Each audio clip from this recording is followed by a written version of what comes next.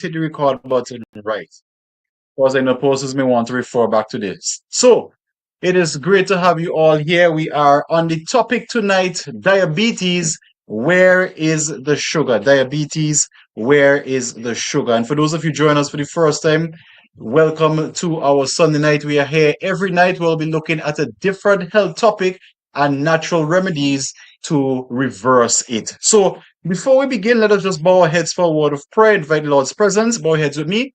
Dear Father in heaven, we want to thank you, Lord, for the privilege of going into this message. We want to thank you, Lord, for your natural healing methods. We want to thank you, Lord, for the ministry of healing. And as we go through your remedies tonight, we ask, Lord, that you may inspire us and that you may give us the power to live them out so that we can gain the benefits promised. In Jesus' name, amen. All right. So let me go ahead and share my screen and then we'll jump right into it. So if you can see my screen, give me a 1 in the chat, just making sure that we are all live and fired up and ready to roll.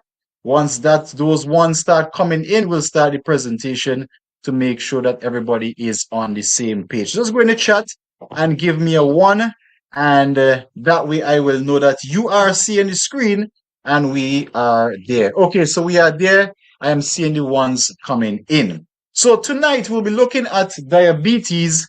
Where is the sugar? And listen, it's a lot of information. We'll see if we can get through it, which is why we try to make sure we start on time. I assume or I presume this will take we should be finished here about 8:30. And for those of you who know someone with diabetes or is suffering with diabetes yourself, stick around to the end. We're going to give you the flyer, the handout of all that we'll be talking about here tonight. So we got to start right way. Of course, disclaimer, this webinar is for educational purposes only and is not intended to replace medical advice. Please consult your healthcare provider before making any changes to your health routine. Now, for those of you who are new here, we teach primarily from 3 sources, and then there's the 4th one that is added there at the end. Now, the sources are, first of all, the Bible. The second one are the inspired writings. When we talk about the inspired writings, we are talking about the inspired writings of Ellen G. White. And then the third one is good science. Now, what is good science? Good science is what lines up with the Bible and also inspired writings. And the 4th one, of course, experience. There are things that you will see from time to time on the field, working with clients, working with patients. And so we bring that in here. Now, our key text, of course, will not change because this is the marching order right here. And it's taken from Exodus chapter 15 and verse 26. That's Exodus chapter 15, verse 26. If you have your Bible, you can turn there and we will read it together. It says, "And the Lord said, If thou wilt diligently hearken to the voice of the Lord thy God, and will do that which is right in his sight, and will give ear to his commandments, and keep all his statutes, I will put none of these diseases upon thee, which I have brought upon the Egyptians, for I am the Lord that healeth thee." So we see here, just like everything in the Bible, the Lord will fulfill his promise as long as we do our part. There are certain things that we have to do, and the Lord promises that once we do those things, he will do his part. Now, Proverbs 26, verse 2, part B, says, "The curse causeless shall not come." The curse causeless shall not come. And of course, by now we have memorized this, taken from Ministry of Healing, page 127, excellent book. And it says that disease never comes without a cause. Disease never comes without a cause. Now, that is a very powerful yet simple statement. Why? Because if we understand that disease never comes without a cause, it means that if we understand the cause, then we can possibly reverse the disease. And then it also would help us to understand that in actuality, there is no disease that's incurable. As long as you understand the cause, then that disease can be cured. Now, let's get a working definition. We got to start this thing off right. And we're going to get a working definition for disease. Now, this is really going to be very important. It says that disease is an effort of nature to free the system from conditions that result from a violation of the laws of health. And there are some words that are highlighted there that I want us to really home in on and pay attention to. And we're going to use this as we go along. So The first one is disease. Now, this is the end result. So the end result, disease, came about because nature was trying to free the system. Now, the question must be asked, why was nature freeing the system? If nature was freeing the system because there were conditions that were developed. But how did these conditions come about? By a violation of what? The laws of health. And so the question now, the next question we have to ask is, what are the laws of health? Now, as we see here, pure air, sunlight, abstemiousness or temperance, rest, exercise, proper diet, the use of water, trust in divine power, these are the true remedies. And I like to use this little diagram here. In fact, I have a video for you tonight, so I'll put it up shortly. But let's just go through it first of all. So just like we discussed, disease, that is the end result. Now, most of us focus on the end result, but that didn't just come about there because we saw earlier that it never comes without a cause. So let's do the lineup. So disease came because the system was freeing itself from conditions that result from a violation of the laws of health. And this is really important. In fact, let me jump right over to that video right now. And I think it did a brilliant job at explaining it. In fact, let me give a special shout out to my editor, Johnny and John, for editing that video. So let's go ahead and watch that video right now. It says that disease is an effort of nature to free the system from conditions that result from a violation of the laws of health. What are the laws of health? Pure air, sunlight, rest, temperance, exercise, proper diet, the use of water, trust in divine power. Now, these are the 8 laws of health. So, as long as these laws of health are in place, everything is fine. Now, as soon as you violate, you're going to start a chain of events. So when there is a violation, the formula says that conditions develop. So as soon as you violate the laws of health, your body will start developing conditions. That could be coughing, sneezing, wheezing, whatever the case is, conditions are going to be developed. It could be elevated or higher than normal blood pressure, higher than normal blood sugar readings, hormonal imbalance. These are things that can start to develop. So now, if nothing is done here, the system is going to fix the problem and it's going to try and free itself. So that's called system freeing from these conditions that have developed. Now, if you leave that unchecked, eventually a disease is going to develop. That disease could be hypertension, it could be diabetes, it could be PCOS, it could be fibroids, any of those diseases, and many others could develop. Now, check this out. How did this chain start? It started from a violation. Instead, what we do, we give a drug medication to treat that condition, and here's what happens. Now, a drug medication is administered, new conditions develop, the system then tries to free itself from those conditions, and a new disease is formed. Then we give drugs to fix that disease. So what happens? A new condition is developed. The system then tries to free itself from that condition, and then now you have a new disease developing. And that is why when persons start drug medication, they will start with one issue, but then develop 3, 4, 5 and different issues from just one initial issue. You did not get sick because you were lacking any drug medication, cough medication, sneezing medication. You got sick because there was a violation. So let us fix this. So if we break the violation, the conditions will go away, the system will have no need to free itself, and the disease will go away. Now, where do herbs come in? Let's build it back up. Once we break the violation, then we can now introduce herbs here to help to deal with the conditions. Condition goes away, to help to deal with the system freeing, and eventually the disease will go away. But your problem was not a lack of drugs or a lack of herbs. Your problem was a violation.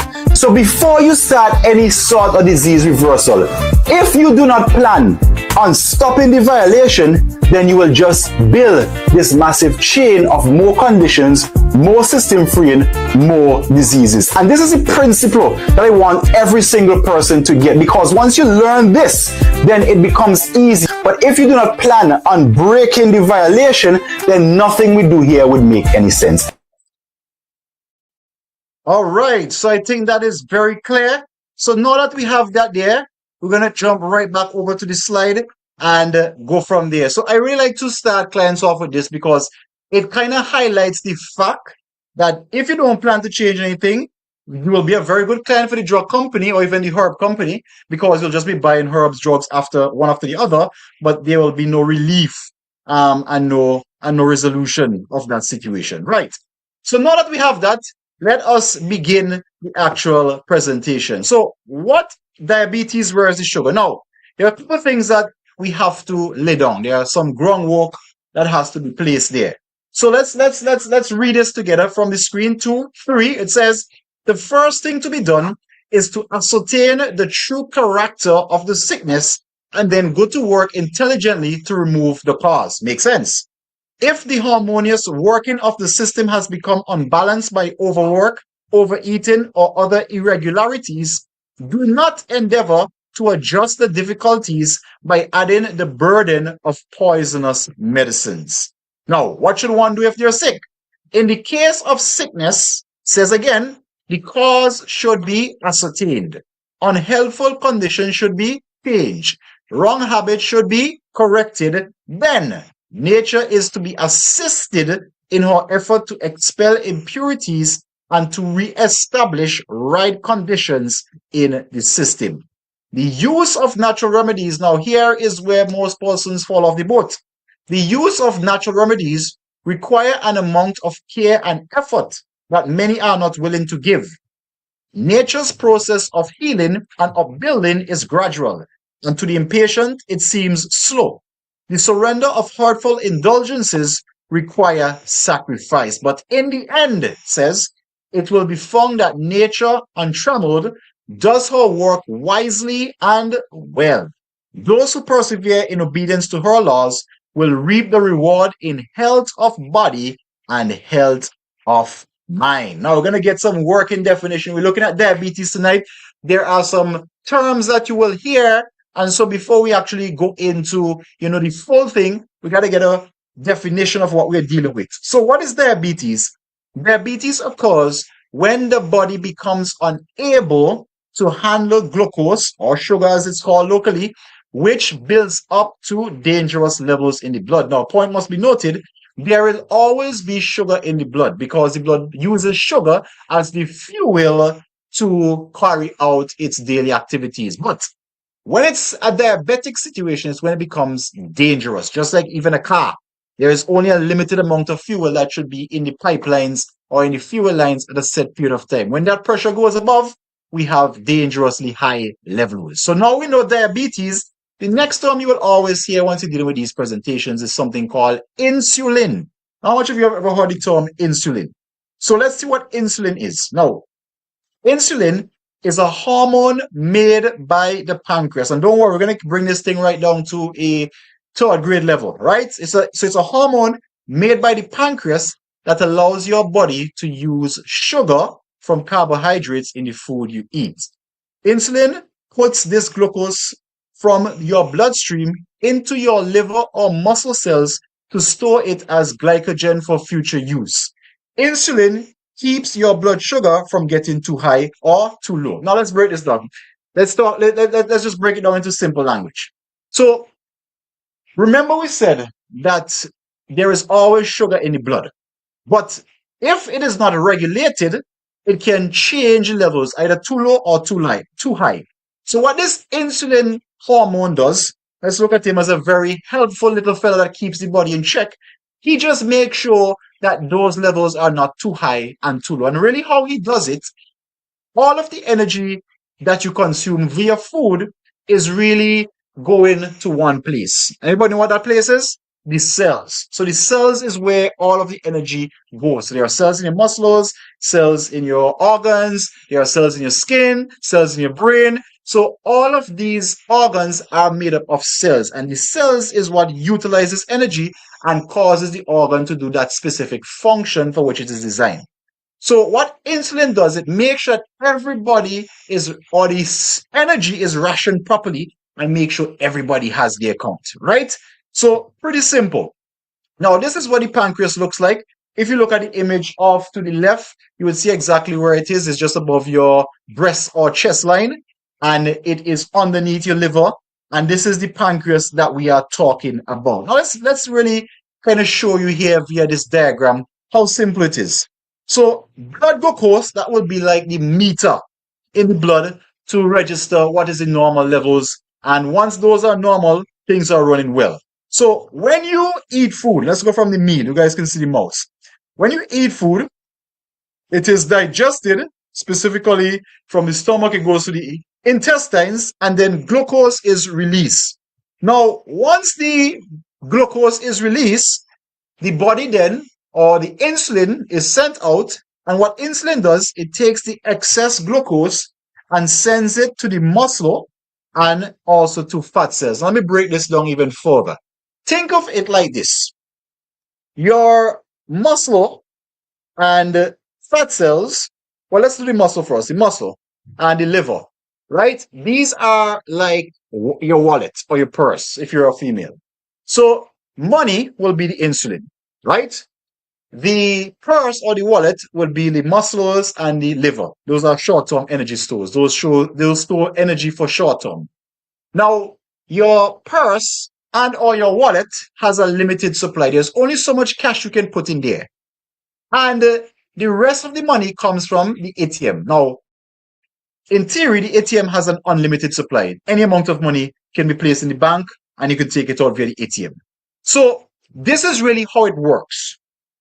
When the blood sugar levels goes too low, then insulin says, hey, we need to release back, or we need to put some money back into circulation.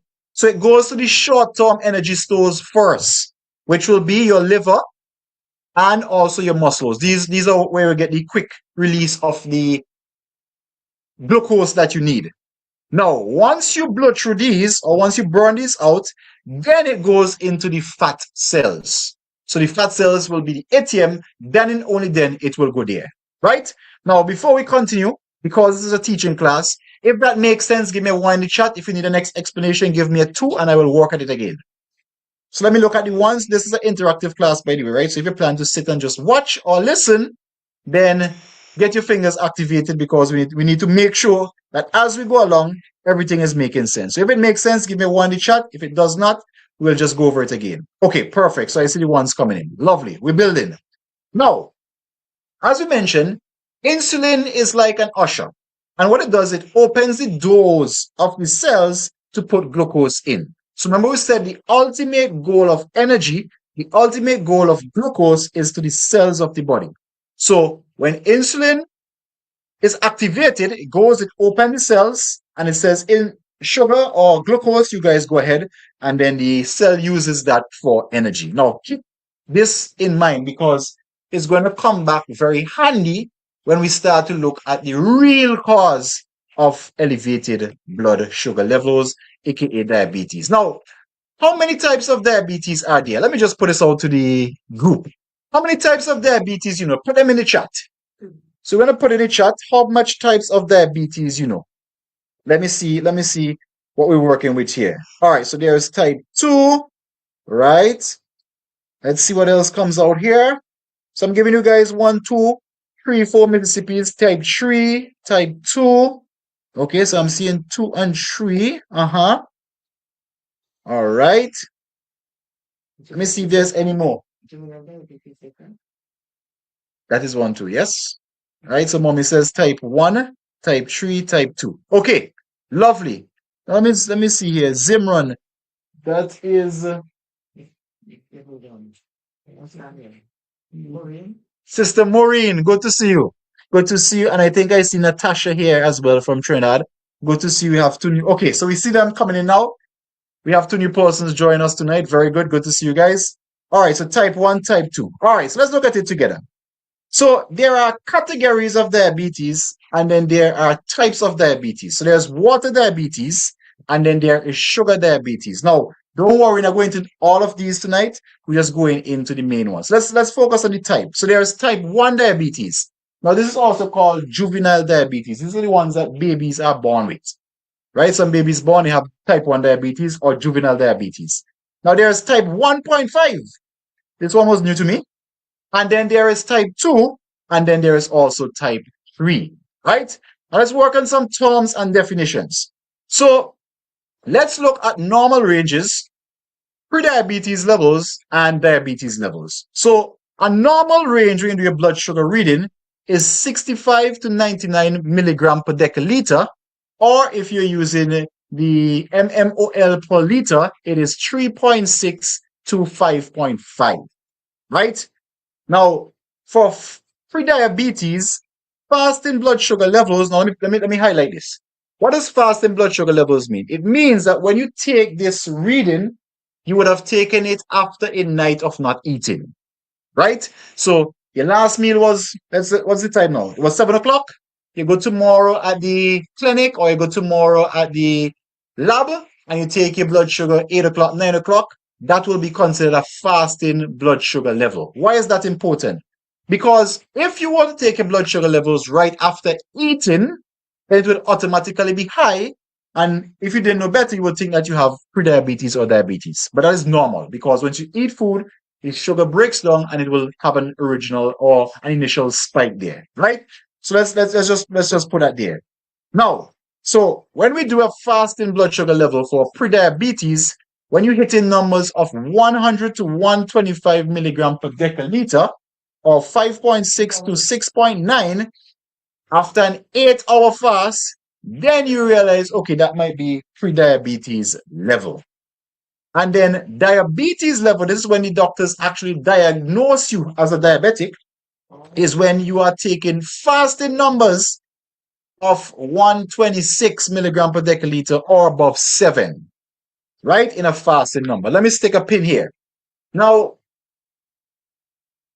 my preferred method, and some other health professionals I've spoken to, is the HbA1c as opposed to the blood sugar test. Now, why the HbA1c?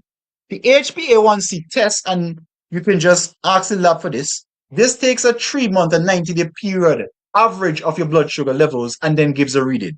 So unlike the blood sugar reading, which takes it at that instant, this takes an average of over 3 months, 90 days, and then it gives you a reading. So this would be a more accurate reading in terms of if you are really pre or diabetic. So if you had done a reading and you saw higher than normal numbers, providing that you didn't eat or anything, just for confirmation, you could request it from a doctor or you could go to the lab yourself and ask them to do a HbA1c test. HbA1c, yes. Right? And that will be a more accurate number. Right? Now, we're building. Now, we're going to look at something called beta cells. And this is going to come in as we go along. Now, what are beta cells? Beta cells are the insulin factories of the body. So, we know what insulin does. We know which organ it is made in. Now, we are finding out exactly which cell makes the insulin. So, if the insulin cannot be made, then we would realize that there will be some issues at hand. Now, as we read, it says, if the immune system destroys them, diabetes can occur. Let's go again. Cow's milk protein resembles protein found on the surface of beta cells of the pancreas. Individuals with milk sensitivities or allergies may begin to make antibodies that attack these lookalike proteins on the beta cells. Now let's break that down into real life language. Right? I'm going to jump right down now to type 1 diabetes. Type 1 diabetes, these are the ones that the babies, born and they have type 1 diabetes. Now, I want you to pay attention to this. It says that the beta cells make insulin, okay? And we know that insulin controls blood sugar levels. Perfect. Nothing is wrong there. Now, if the beta cells gets destroyed, it means that there is no insulin being made by the body. It also means that the blood sugar levels will be terminally high. We have a condition called type 1 or juvenile diabetes where babies are being born without the ability to naturally control their blood sugar levels. But there is something that is said here. It says cow's milk proteins resemble proteins found on the surface of the beta cells of the pancreas. So what you find happening, let me bring this picture up. Baby calves needs its mother's milk. We agree with that. Mother's milk is best for babies, or humans' milk is best for human babies. So what happens, especially in the case of juvenile diabetes, what is the formula they give children from a young age? Lactogen and these milk-based formulas. So these milk-based formulas are made from cow's milk, specifically casein. And what happens when it is introduced into the body thinks that it is a anti or something that is not supposed to be there. So it starts attacking it. But as we read here earlier, guess what else resembles those proteins? The beta cells. So not only is the body attacking the cow's milk, it is also attacking the proteins on the beta cells. As a result of drinking those formulas at a young age, some babies have their insulin manufacturing facility totally destroyed, as a result, resulting in type 1 or juvenile diabetes. Right? So that is really where juvenile diabetes comes in. So just something there to note. We talked about this already. Now let's move to diabetes 1.5. Now this one is pretty interesting. It's called latent autoimmune diabetes in adults, or late onset autoimmune diabetes of adulthood. Now, another way you could call it is a slow onset or slow manifestation of diabetes. And it says here that 5 to 20% of people diagnosed as type 2 were found to be type 1.5.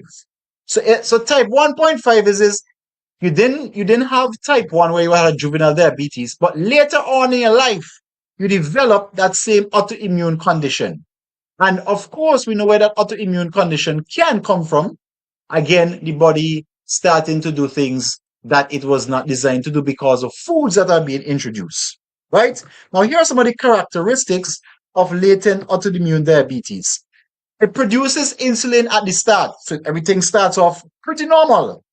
However, what we notice is that people with latent autoimmune diabetes do not require insulin for the first 3 to 6 months following a diagnosis. So even though they have been diagnosed with diabetes 1.5 or LADA, we'll just call it LADA, the first few months, they don't require insulin. However, up to 80% will require within the next 5 years. Naturally, they will have high blood sugar levels, high sugar levels.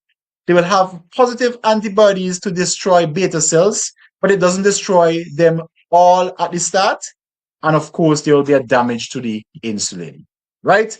So with this one, it can initially be controlled with meal planning, with or without diabetes pills, as we mentioned, because you don't need insulin for the first few months. The average age for this one, though, is an age greater than 30 years. So 30 years or older, this is when you will tend to see this one coming on an individual. And these are not fat persons. These are persons with a more slender physique. And they would show some level of insulin resistance, right? And they're unlikely to have a family history of type 2 diabetes. So nobody in the family will have diabetes. However, after the age of 30, will start to display or start to manifest type 1 or diabetic responses when they do their tests. Now, this pin has to be stuck in here. Since the inoculation of 2020 COVID vaccine, we have seen a lot of strange things like this and worse at younger ages. So what we are giving you here was pre-2020.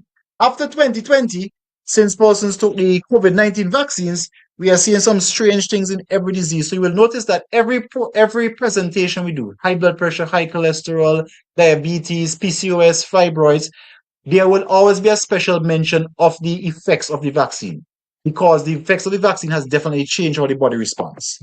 Right?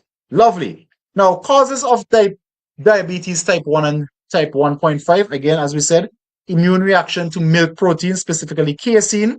Some of it can be drug-induced, just mentioned that.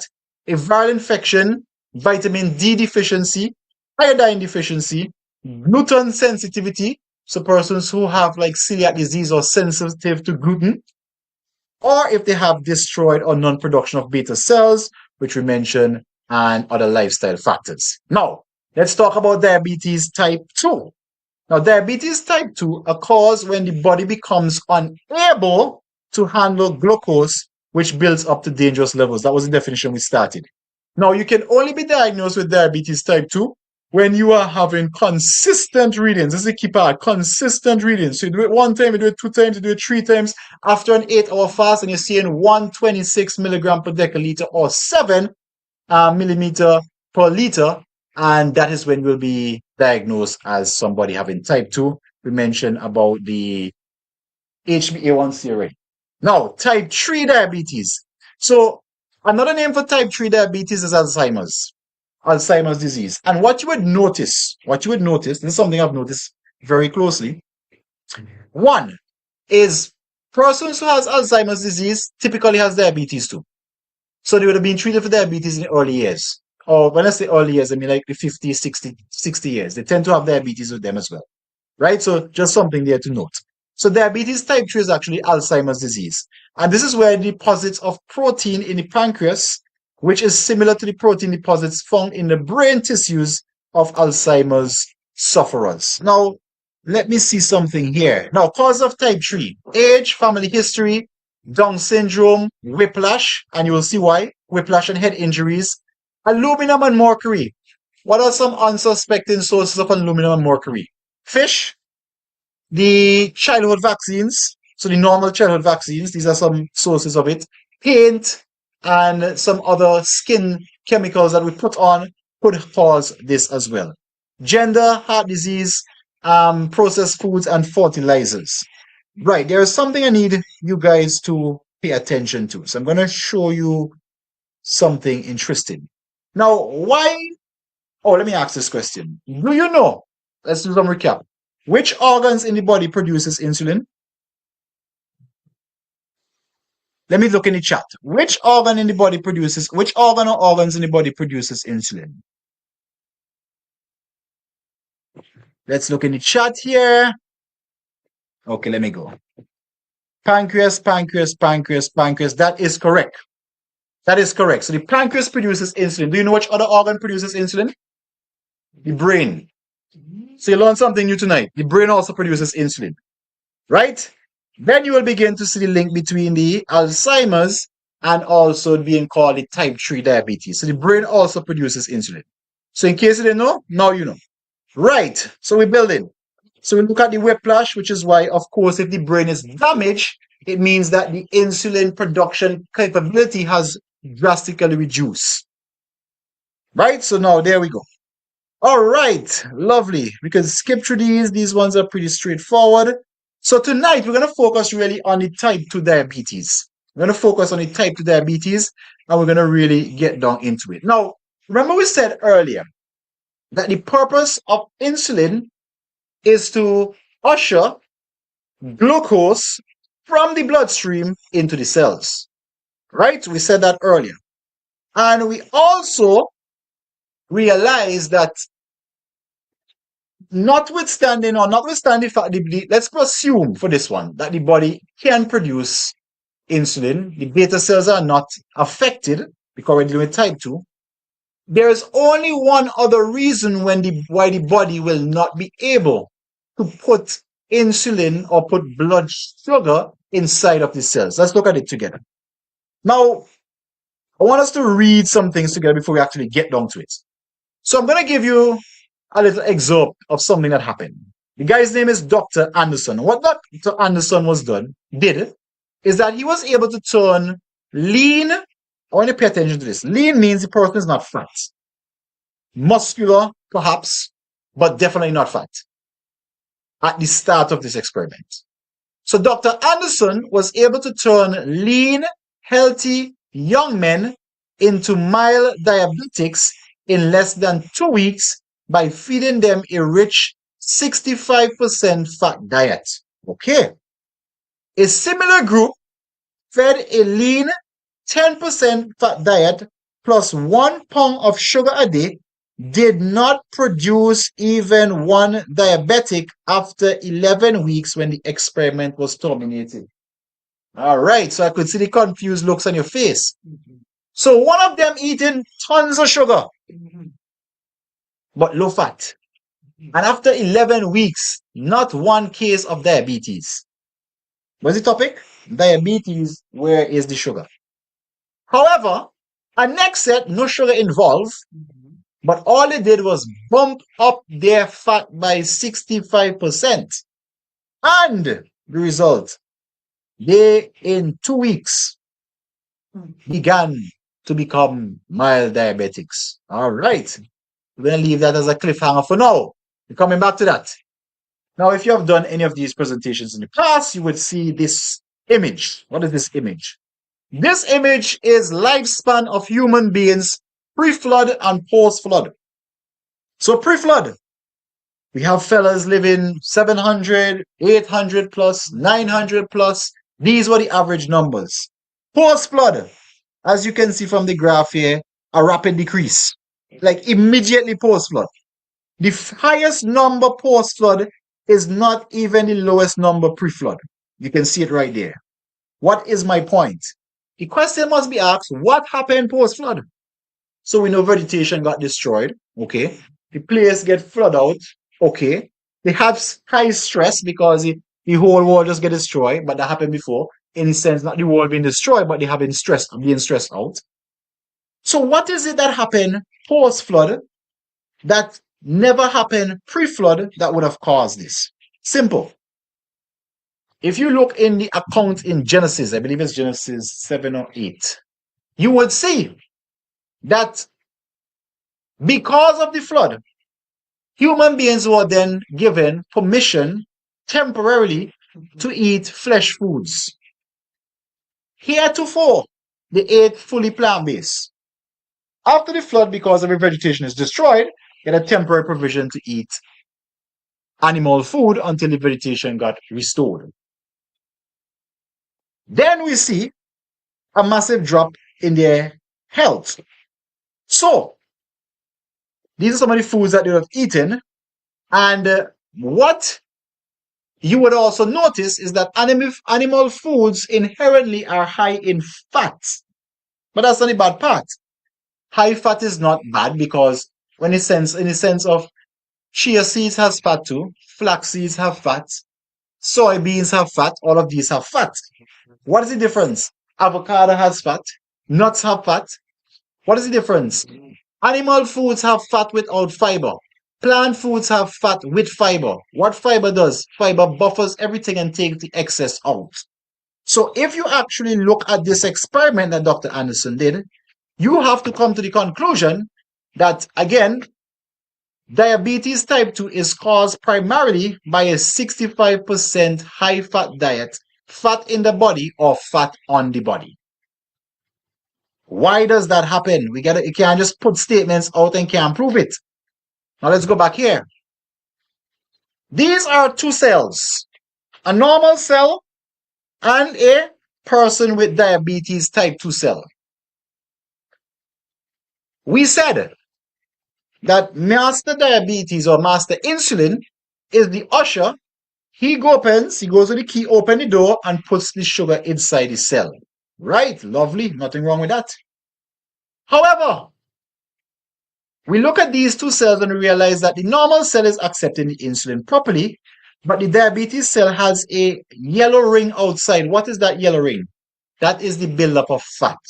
As a result of the fat being built up, when Mr. Insulin goes to the door, push the keys and try to open, that fat blocks it. So he cannot put the sugar from the bloodstream into the cell. As a result, there's a backup of sugar in the bloodstream, which is why Mr. Man Anderson, Dr. Anderson, was able to turn lean, healthy young men into mild diabetics by just feeding them a 65% fat diet. And the other group with plenty sugar and low fat did not even produce one diabetic. So the only thing that was different there was the amount of fat in the diet. The fat in the diet blocks the door. Insulin cannot put sugar in. As a result, blood sugar goes up. So we have to ask, what about sugar? Well, here's what happens with sugar. Sugar produces additional calories in your body. Over time, this is important, over time, excess sugar equals excess calories. If you have an account and you're getting more money than you're spending, what happens to your account? Let me see in the chat. You can use money. Everybody understands money. If you have an account and you are getting way more money in that account than you are able to spend. What happens to your account? Let me see in the chat. You got to get back in the chat. And you fell asleep there a little bit. Hopefully not. Right, let's get back in the chat. What happens to that account? You are getting way more money in that account than you are able to spend. What happens to that account? That account begins to grow. The exact same thing happens in your body. When you eat more calories than your body needs to survive, your body does the same thing. It stores the excess for rainy days. Guess where it stores it? As fat. So what excess? High calorie food. Well, the question was asked any kind of food. I'll answer that question shortly. So excess sugar. Sugar is generally high in calories. When calories goes up, the body stores it as fat. Over time, you become obese. When you become obese, it means that the fat levels in your body goes up.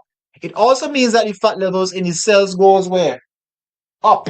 And when the fat levels in the cells goes up, what happens to the cells?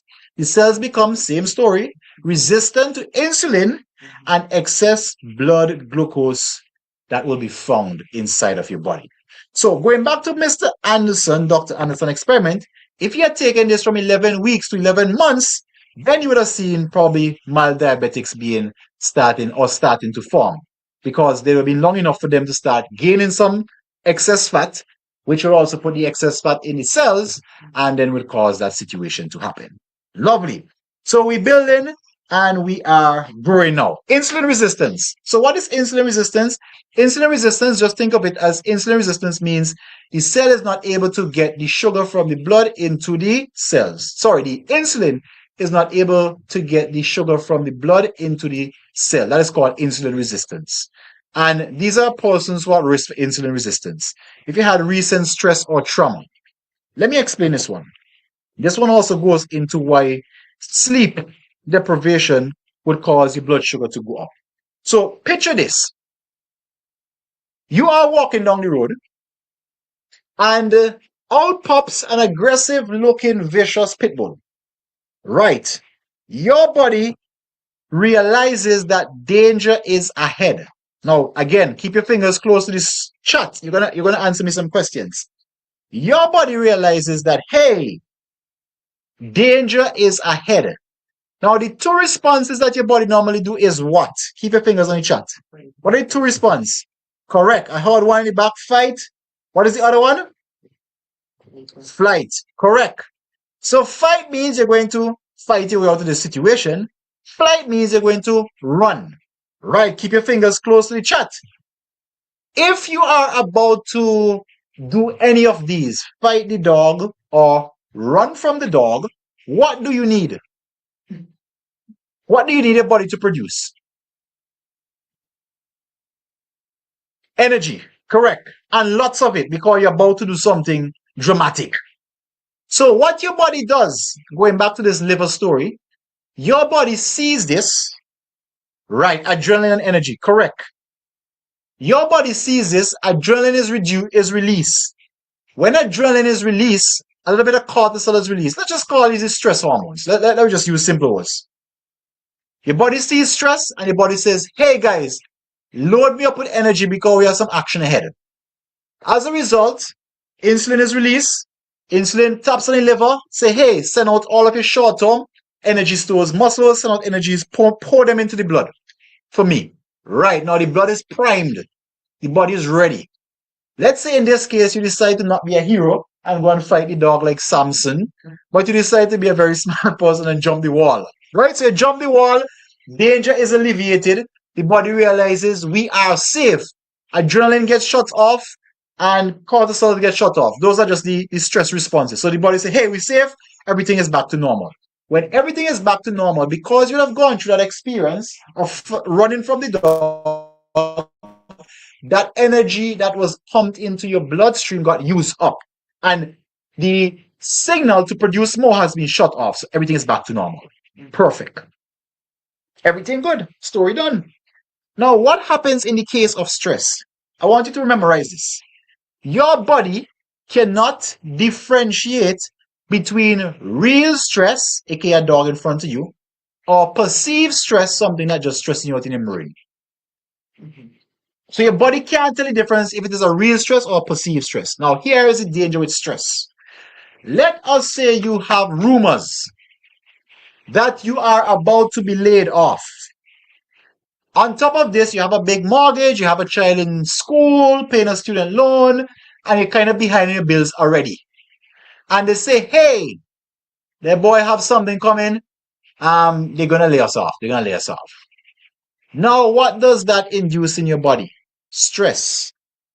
The exact response happen. Your body starts to pump the hormones for stress. These hormones start to tell the body, prepare for something. These now tell insulin to start letting out blood sugar in the bloodstream. The only difference is there is nothing to use up the sugar because this is just in your brain.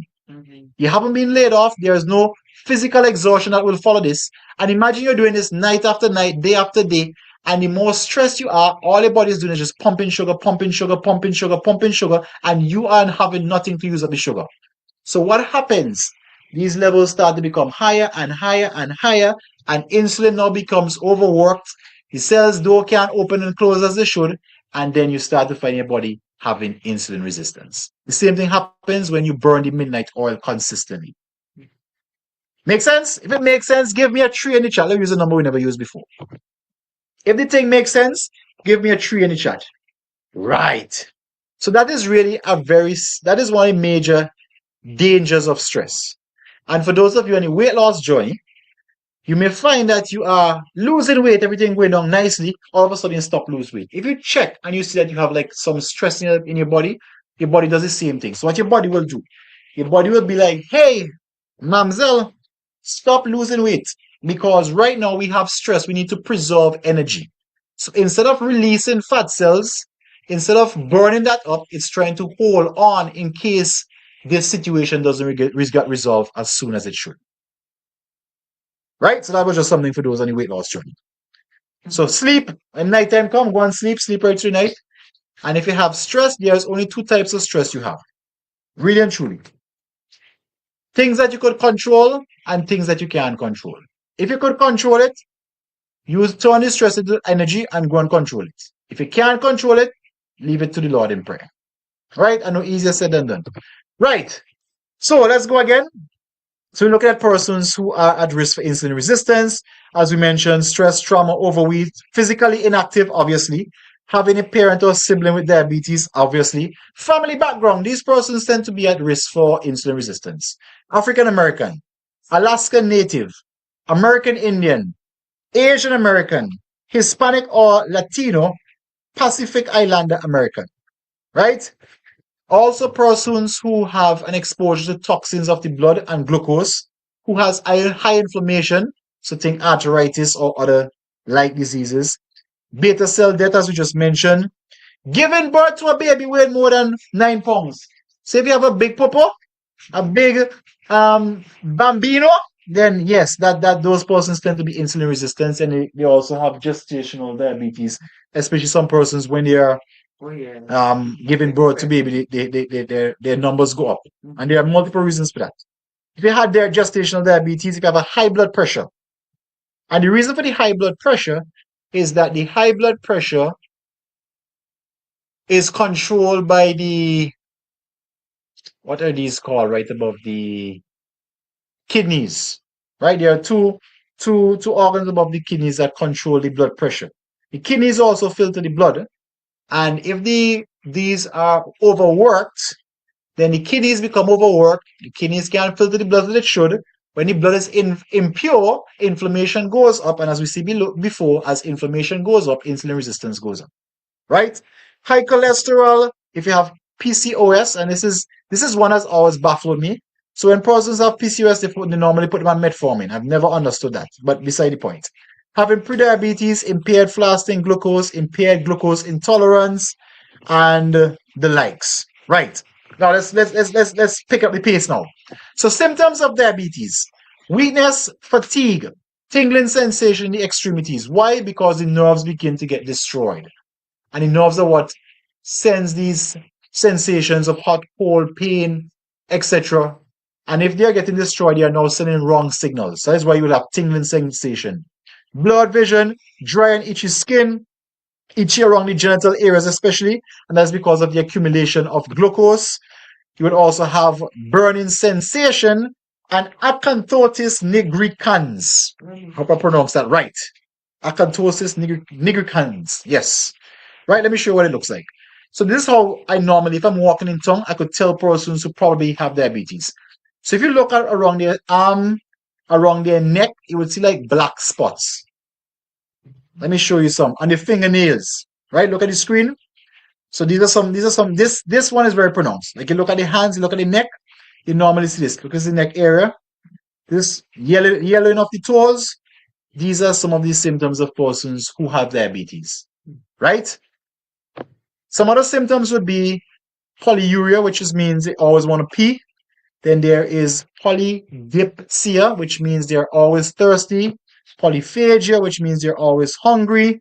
And these are some of the symptoms, right?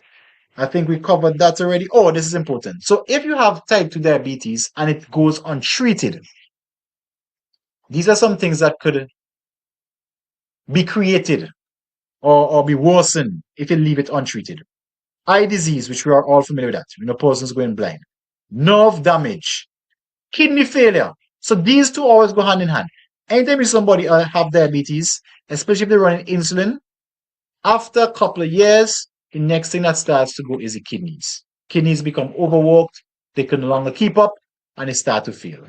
Arteriosclerosis, which is hardening of the arteries, which will lead to the next one, which is heart attack and strokes. So remember we said earlier, and this really is by leaving a disease to progress or treating it as your main method with drugs. Drugs has its place. If you're in an accident, you get in a car crash, something goes through your body, there are certain drugs that will work faster than herbs, and they are good for acute conditions or conditions that require short-term treatment. Right? They have their place there. But for long-term treatment, reversing diseases, drugs do more harm than good. So this is some of the results of that, right? For the male, sexual impotence, hearing impairment, leg cramps, gangrene, which is what causes persons to be amputated, especially if they're diabetic. And then ladies, you are more prone to breast and uterine cancer. Now, what is the form of treatment typically given for diabetes? First form is normally metformin. Now, here are some of the side effects of metformin.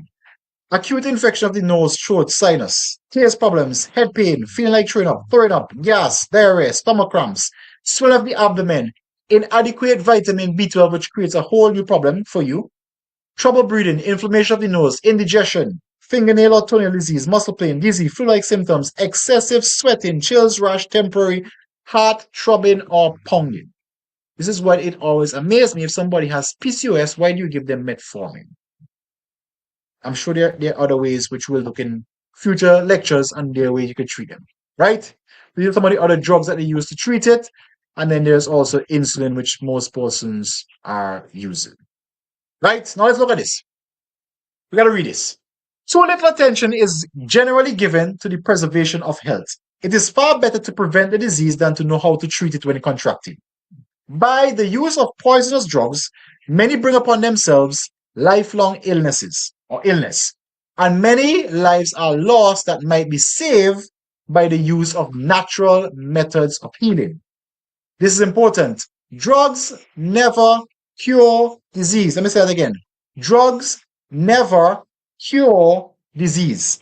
They only change its form and location. When drugs are introduced into the system, for a time they seem to have a beneficial effect. A change may take place, but the disease is not cured. It will manifest itself in some other form, as you guys just saw in the video that we did earlier. The disease which the drug was given to cure may disappear, but only to reappear in a new form, such as skin disease, ulcers, painful diseased joints, and sometimes more dangerous and deadly form. Nature keeps struggling, and the patient suffers with different ailments until there is a sudden breakdown in her efforts and death follows. Right. We have got the theory out of the way. Now, let me put this in the chat. Do you guys want me to go through the healing protocol, or do you want me to do it next week? Let me give you guys the option. Do you guys want me to go through it this week, or want me to go through it next week? It will take us about 30 minutes. Maybe less, but yeah. See, I know you guys had a handful, so I think we should put it up for tonight, and then we will go into the healing next week. Fair enough? I don't want to overwhelm you. And don't worry, I've recorded this, so it will be available for right. Perfect. I agree with you. So next session, we're gonna now look at the actual natural remedies and treatments to help reverse diseases. Right? I'm gonna look at it, and we're gonna take our time and go from there. So that being said, let us get ready to close off in prayer. Let me just make a quick check here. Right, let's get ready to close off in prayer, and then we will pause the session for tonight. Let me hit the pause button, and we'll pick it up next week. Right, so let's just stop the recording. Let's see, where is my recording?